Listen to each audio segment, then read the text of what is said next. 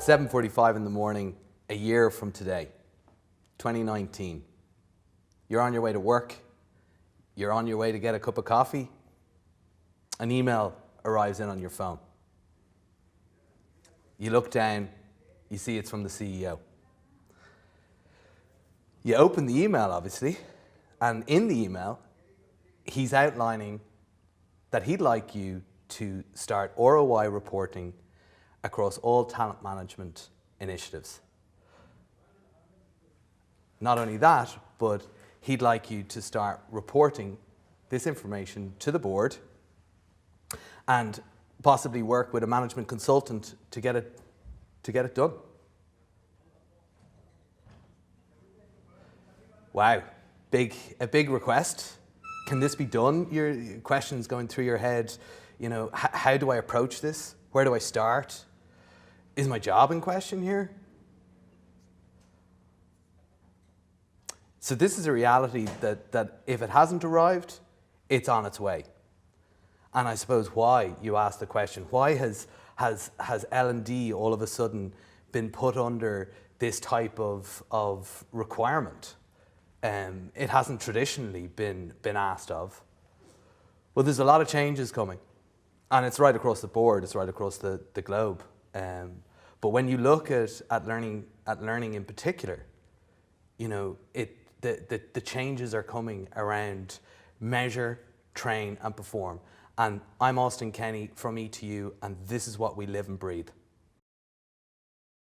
I'd like to now invite Brenda Sugrue, the Global Chief Learning Officer of EY. Hi, Brenda. Austin. Nice to be here today. Great, Brenda. Thanks for joining us.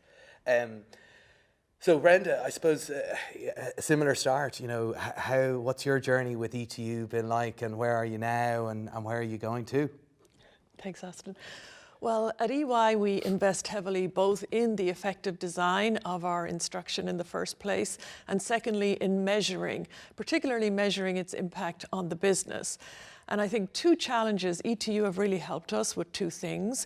One is the effective instruction, because effective instruction, it requires practice and monitoring of the practice and correction of errors with feedback. And what the ETU platform has enabled us to do is to provide at scale opportunities for people to practice things like role-playing conversations with employees or with clients. And then in real time, getting the feedback, where did they go wrong, seeing the better way to do it, and gradually improving their process within these micro simulations, which we can deliver online all over the world. So the data from that is very useful because you can see during the learning where people are going wrong, and you can make sure that they all have achieved the right behaviors by the time they go back to the job to do it on the job. The second thing on the measurement, while we have focused mostly on the business impact to date, making sure that the big programs that we invest a lot of money in, like our manager training, are having an impact on business outcomes like revenue, client satisfaction, and we do that with control groups, et cetera. Again, the weak link for us was in the monitoring of the data during the learning, and I think your platform and your authentic practice allows us to add that data to our complete set of data, from going from learning all the way through to application and impact. Excellent. Thanks, Brenda. And just one question about the engagement, and I know you just did a big initiative analysis looking at the analytics around the engagement. Do you want to say a few words on that? Well, certainly the learning itself should be engaging. It's not like you have to, and when you move to more experiential and practice oriented, it's automatically engaging because they're doing real tasks and it feels real. But if we want to measure, say, engagement separately, I guess we still look at those smile sheets. We actually do.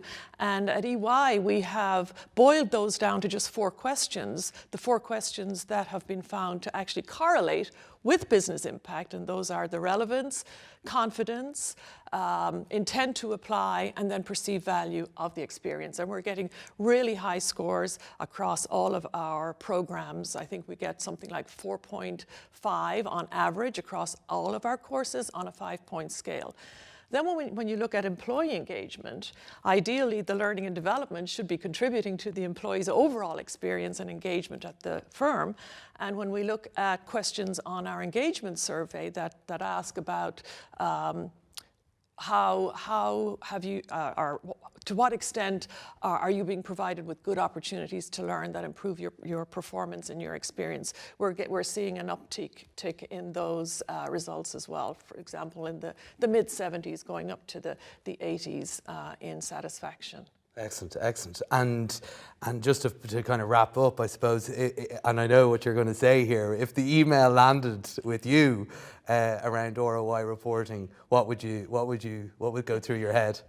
Well, I would say we are ready, Austin, for that email, and we have been proactive even before the email ever landed. We have been doing our due diligence behind the scenes and gathering our data and making sure that we have our metrics. In fact, when I go to the board, I bring the metrics already, and so they know that the learning we're designing and delivering is having an impact on the business, and also that it is engaging and that it is very effective, and learners are demonstrating the behaviors during the kinds of practice simulations that we use.